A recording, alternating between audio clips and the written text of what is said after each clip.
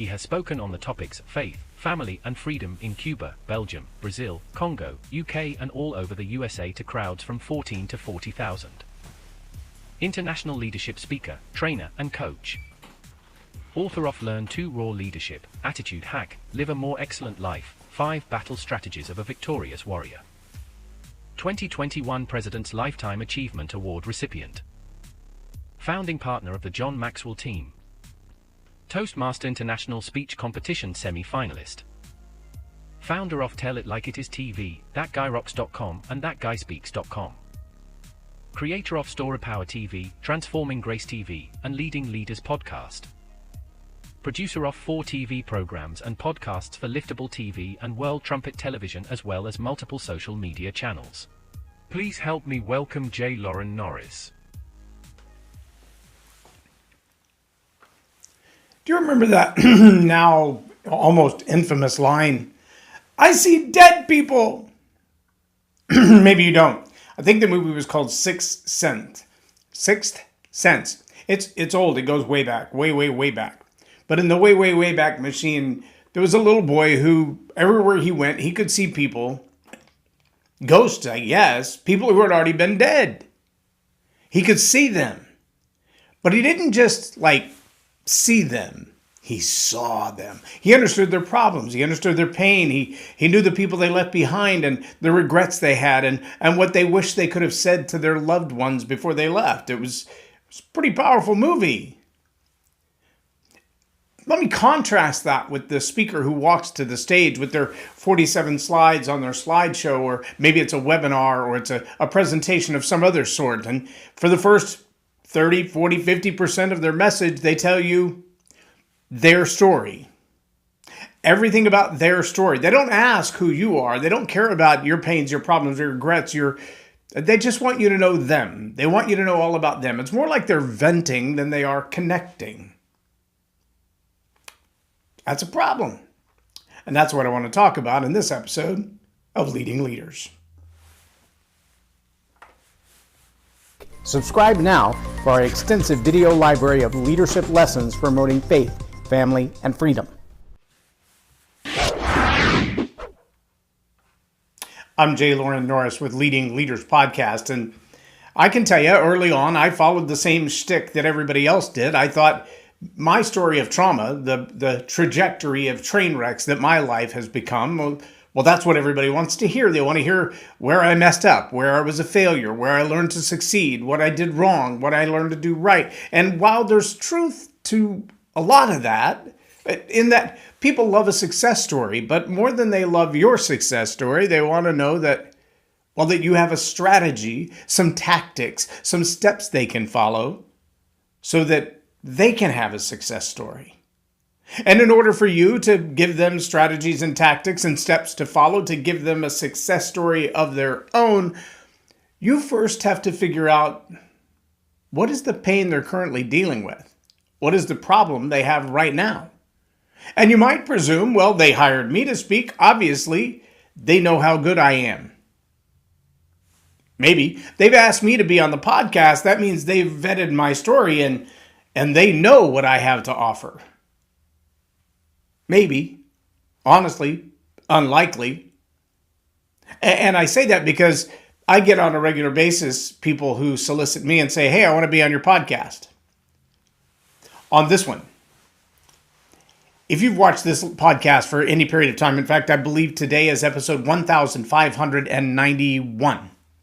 1591 episodes of Leading Leaders Podcast. It's in the 9th year of recording. And in all of this time, I probably have had less than 24 guests. I did a series called the Servant Leader Series. I've started doing some interviews where people actually sit right here in the studio and we discuss the Storypower impact on their story. And I do a little coaching with them. It's 30 minutes, not a super long interview, not a super long strategy session, just 30 minutes of you tell your story and I'll give you some tips on how to improve it. But when somebody solicits me and they're like 1,500 episodes, I want to be on that podcast. And I'm thinking, have you ever watched the podcast? No, but I have an incredible story. I have a book to sell. People need to know who I am. Okay. Do you have any idea who watches my show? Do you know what it's about? Do you know who I'm talking to and what the audience might consider valuable or important? And the answer most often is no. And the real fun part is when I get those solicitations to be on my podcast, they usually look all nice and polished, and they've got just enough background about who the speaker, author, coach is that wants to be on the show. And I can honestly look at them and go, my audience wouldn't be a good fit for you. I mean, just based on what you're marketing yourself to be, this is not the right audience for you. Now, I do other shows. I do 3 other shows. One is strictly faith-based. One is kind of conservative political bent. And another one talks about addictions. Which one of those fits you? And often I get the same kind of deer in the headlights look like, what would they buy my book? And I'm like, I don't know. I haven't read your book. But you're saying I should be on your show. See, that's the challenge. And unfortunately, a lot of people, they come to the speaking world or even the leadership world with the same kind of worldview. What I have done, what I have accomplished, what I have lived through, what I have survived through, what I have overcome is of so much value, you've got to get some. But not really asking people, what's the purpose? I mean, can you imagine if you were booked to speak and you showed up at a hotel and they told you to go to ballroom A and you actually went to ballroom B and you thought you were delivering a talk to 200 pharmacists and it turns out it's 200 tow truck drivers? Suddenly you would realize the conversation style, the points of importance they're different. In fact, they probably just don't care. I'm going to give you a good example. A Facebook meme I saw literally while I was setting up this podcast. The Facebook meme said, if Adam and Eve had been Cajuns, they would have more likely eaten the snake than the apple. They'd have saved us all a lot of trouble. There's probably some truth to that. I got a frog in my throat. Actually feels more like a fur ball. Like maybe I ate a cat in my sleep and didn't realize it. The idea that your audience has a different perspective, worldview, set of importances, priorities, relationships to people, sensibilities, things that offend them, things that hurt their feelings, things that, turn them off. They don't want to listen to at all because you said that. Those possibilities are very, very real. And one more generation removed from where we are now, and it may be that feelings are more important than facts altogether. I mean, there are some people in leadership and in various points of media right now who actually use the quote, facts don't care about your feelings. Generally speaking, they don't. 2 + 2 is 4, whether you like it or not. The sky is up, the ground is down, whether you like it or not. Gravity tends to go in the same direction while we're on Earth, down toward the Earth. That's pretty much the way it works, and how you feel about that is irrelevant. But when you're a speaker, when you're a coach, when you're a teacher, when you're a leader, when you're at the front of the room, you still have a bit of a human obligation, like it or not, to consider the feelings, the position, the emotions of the people that you're trying to connect with. Because if you offend their sensibilities, if you hurt their feelings, if you make them feel unwanted or unimportant, the odds that you're going to connect with them are, 0. Because once you've hurt their feelings, they stop listening. Think I'm kidding? Hang out with a teenage girl. Say something that hurts her feelings. Silent treatment. You're done. Get married. Treat your spouse with the disrespect or the dishonor that you would an audience if you just come in to tell your story and you don't care who's in the audience. You don't care about their life, their problems, their pains. You just tell your story because, your story is important. And that arrogance, that conceited nature of self-centeredness will seep out of your face, through your lips, over your tongue, and into the hearts of the people in the audience, and they will realize this person doesn't really care about what I'm going through. They just want to tell me what they went through. And you're going to get the same kind of silent treatment. I mean, they might clap politely. They might even give you a standing ovation, but they're unlikely to engage in any moment deeper relationship. They're not going to buy anything from you. They're not going to consult you when they have another crisis. They're not going to turn to you as a friend or confidant or coach or consultant. You got the time that you're going to get out of them. If you wounded them, if you hurt them, if you ignored them, if you did only what sounded good to you, felt good to you, good on you, but you're done. When I say story power must be seen through the lens of an avatar window, here's what I mean. When you understand that the connective part of storytelling, the connective part of relating to someone, is really more about the ability to find the common ground of emotional connection. And realize that sometimes that emotional connection doesn't look like exactly the same scenario, relationship, event, incident, tragic circumstance, traumatic event in one life as it does in another. Maybe you've experienced the feeling of abandonment when a relationship ends that you thought was just about to go to the next level, like the young man who, in front of all of his friends in school, in college, kneels down and pops open the ring box and proposes to her, and she slaps him and runs the other direction. I think he read the moment wrong. He thought, with all of his friends around, she would be impressed and there's no way she could say no. She thought, not only am I not that into you, but you're embarrassing me and yourself. This is humiliating, and I'm out of here. Pronounced with a smack across his face as she leaves. Yes, it's been all over Facebook.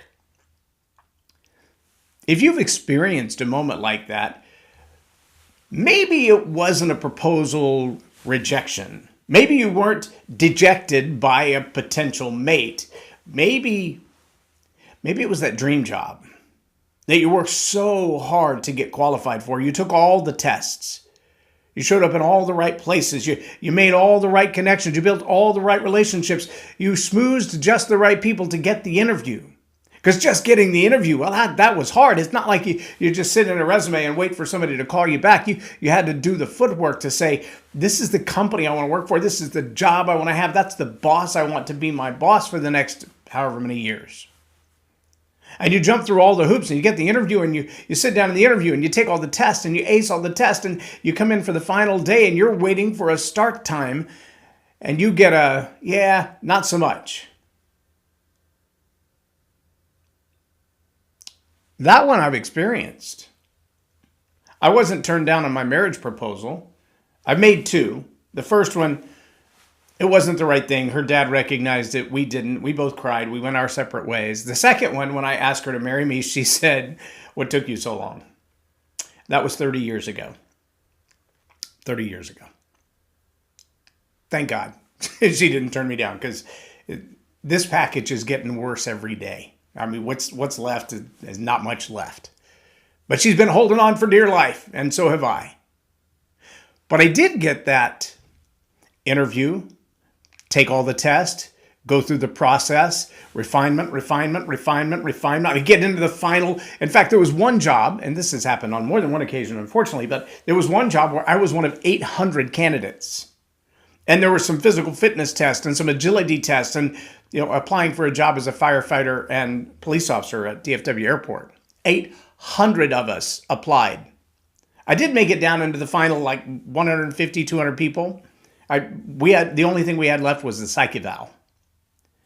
And that was September the 9th of 2001. We all know what happened the next week. And that kind of shifted everything. And they said, we've only got 6 open slots for 200 plus candidates. We're taking the 6 that are already on the job somewhere else. We don't have time to train anybody. Get moving, get them in here, get them now. They offered me a fallback job. Kind of glad I didn't take it. It would have been good pay. I probably would have been pretty close to retirement by now, but not from a government job that I would have had any fun in. But in the In the interim, I did apply for some other jobs, and I went through the process and got to the interview. One of them, I even got hired, got the acceptance letter, gave my 2-week notice at the job that I was at. On the Monday that I was supposed to report to the new job, I called my old boss and said, hey, today's the day. He's like, man, I'm so excited for you. This is going to be awesome. We've got that new person in place. Thank you for training her. This is going to be great. And on my way to the new job, the new boss calls me and says, my boss's boss decided to take this whole thing in another direction. We're closing down this entire department. We don't have any need of you. What? What do I do for a job? I mean, I had a good job, a good paying job with a boss that liked me. I've already given up that job. What do I do now? He said, I don't know what to tell you. That sucked. That felt a lot like proposing and having your potential mate smack you in the face. It felt a lot like that. See, that's what I mean by an avatar window. When you've done everything you can to feel like you're ready, that you've put in all the time, you've jumped through all the hoops, you've pulled out all the stops, you've done your part, and then no, not for you. Now, how many other scenarios? The job proposal. Maybe you applied for a study position, a field where they were going to send you abroad on a research project, and you'd be gone for 4 or 5 years at somebody else's expense, and you get to see the world and learn a lot and come home with this grand degree program behind you, and you're not accepted at the last minute. And maybe you competed in the Olympics and you missed the time trials by 2 seconds. You did everything you could and something didn't go right. You competed at the highest level, but you just couldn't get over the hump. See, this set of emotions, this dejection after all the effort, they're very, very similar. And if I only tell my story in such a way as to say, yeah, I was denied at the altar. She walked away right before she said I do. Or she smacked me in the face when I opened the ring box. Those are very, very similar, but probably not so many people have had that experience. The avatar window is the one that says, what is the emotional set, the dejection, the failure, the sense that I did everything I could and it simply wasn't enough? Well, it's the same feeling when you apply for the job and you just almost make the cut, but you don't. When you get the job and then you show up in the first day and the position's been abandoned, or you fill out all the paperwork and jump through all the hoops to get into the course, to get accepted to the degree program or the research project, or maybe it's your dissertation and you've actually written the document and your counselor or your coach says, nah, that one's not going to work. Start over. I talked to someone recently who paid big money, hired the right coach, went through the whole process to present a TED Talk on the main stage. And after the speech was written, after everything was done, after all the rehearsals had been done, they submitted the speech, and the speech was rejected by TED based on content. But that's got to be crushing. It's the same emotional set. I did everything I could. I fell just a little bit short, and there was nothing I could do about it. I read the room wrong. I read the relationship wrong. I read the moment wrong. I could have done, maybe I could have done a little more, but I did everything I knew how to do. You follow me on that emotional set? How it's the emotional set that creates the likeness from one event to the other? Imagine it's the Sadie Hawkins dance, and she invites him to go, and he's like, I don't think so. What else could she have done? But the dejection, the rejection, they feel the same. Whether it's the date, the prom date, the proposal, the job, the interview, the education opportunity, they're all very much the same. And in a selection process, when you get turned down, turned away, it hurts. It hurts your ego. It demoralizes you just a little bit. See, that's the avatar window. It's not the moment being exactly the same. It's the emotional set being very, very similar.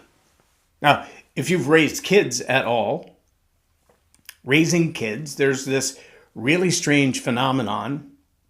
It's one thing to watch your kid try and fail. And when you realize, well, they didn't quite put in as much effort as the other kid, they could have done a little more, they could have done a little better, then as a responsible parent, you kind of pull them in close and go, good try. Let's practice X, Y, and Z so next time you can actually make the cut. Next time you'll actually do a little better. Or, wow, that other kid was really, really, really, really good. That's going to be hard to beat. Let's find a different opportunity for you.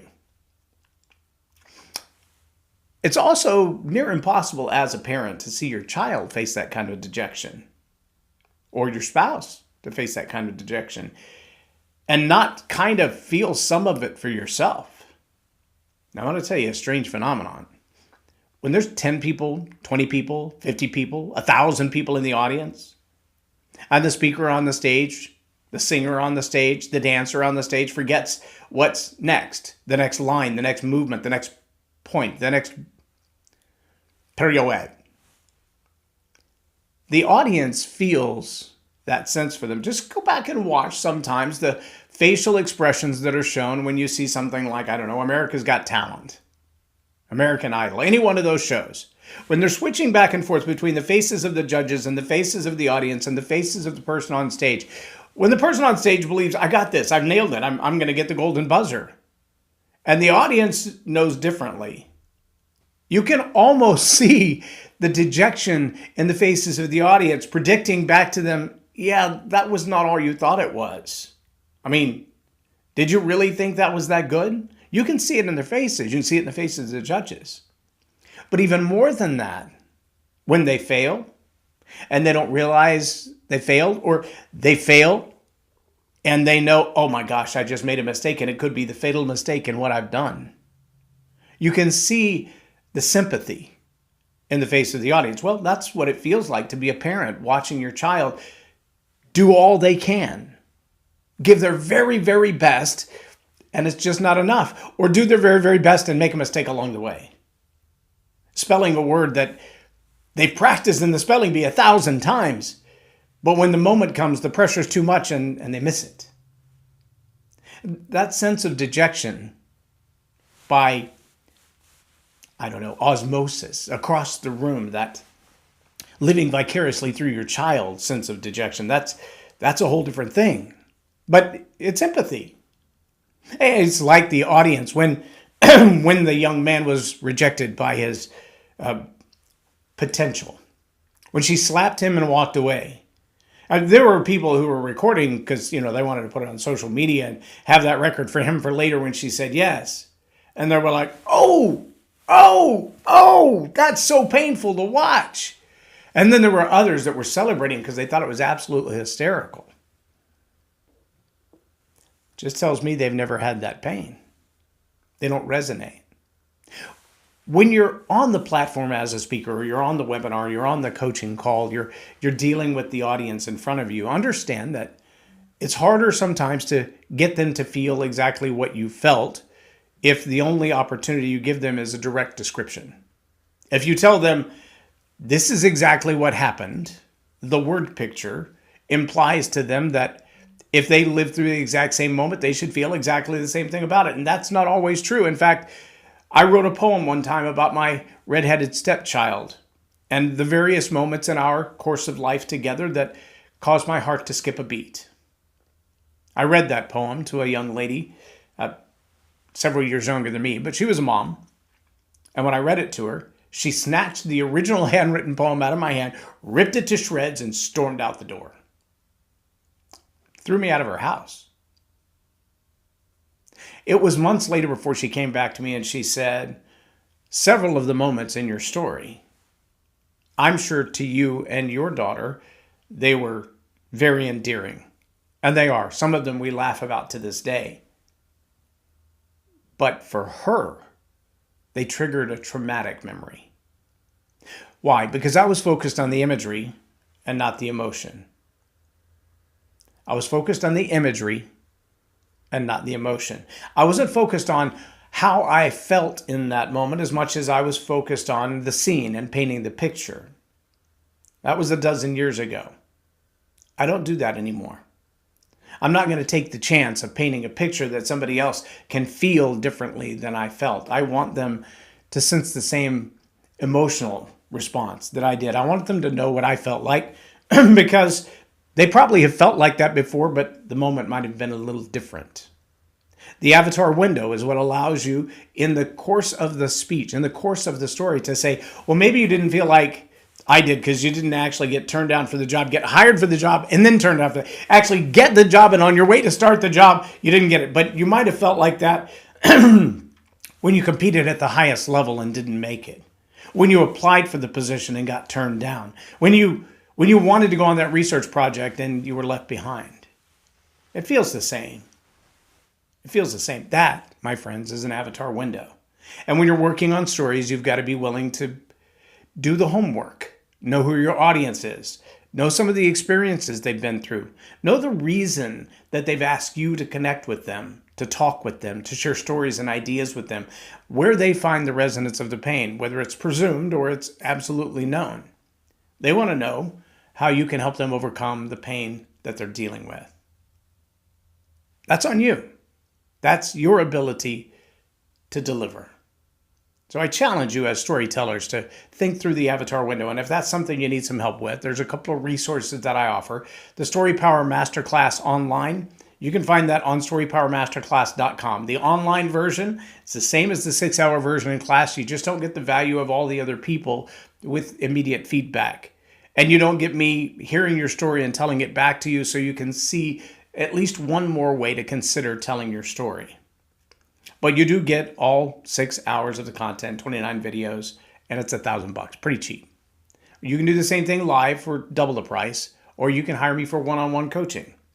All of those things are available on storypowermasterclass.com, and it's all one-to-one. I don't farm out my coaching to anybody else. I do one-to-one coaching unless you're in a group class. If that's something that interests you, jump on the website, storypowermasterclass.com. Let's connect. I'm J Loren Norris with Leading Leaders Podcast for Tell It Like It Is TV. Have a blessed day. Loren is a master teacher on storytelling, and I learned so much. I'm really going to have to sit down and go back through everything, and I think I might have to have some more coffees with Loren, but it was totally worth my time, and I really highly recommend it if you're looking to grow your ministry, grow your business, grow your career. Loren will serve you well. Thank you.